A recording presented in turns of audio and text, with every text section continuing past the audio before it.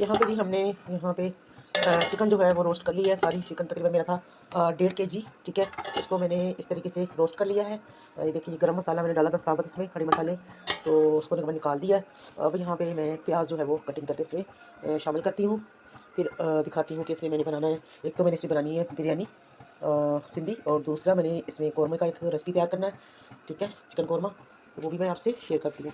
तरफ जो है मेरा हलवा कहाँ पहुँचा है ये भी आप देख रहे हैं। देखिए यहाँ पे मैंने इसमें खोपरा डाल दिया है, मेवे इसमें कटिंग करके डाल दी है, चीनी डाल दी है, और आगे बना रही थी देसी घी में। ठीक है, सबसे बड़ी बात जो है ना, खुशी हो रही है देसी घी की। ये देखिए देसी घी अभी भी मेरे पास बचा पड़ा है। ये देखिए आधा तकरीबन बना था घी, तो उसमें से मैंने कुछ इसमें डाल दिया, कुछ मेरे पास अभी भी पड़ा है। ये देखिए माशाल्लाह हलवा जो है तैयार हो चुका है।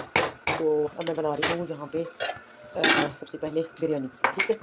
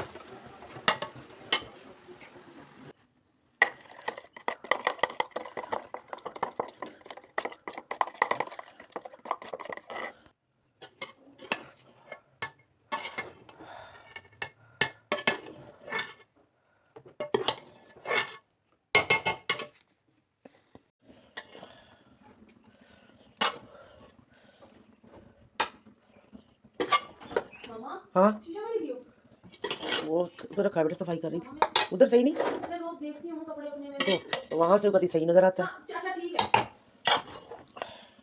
शीशा देख लगा नहीं, वो आपको नहीं पता क्या आप ना आदत से मजबूर हो।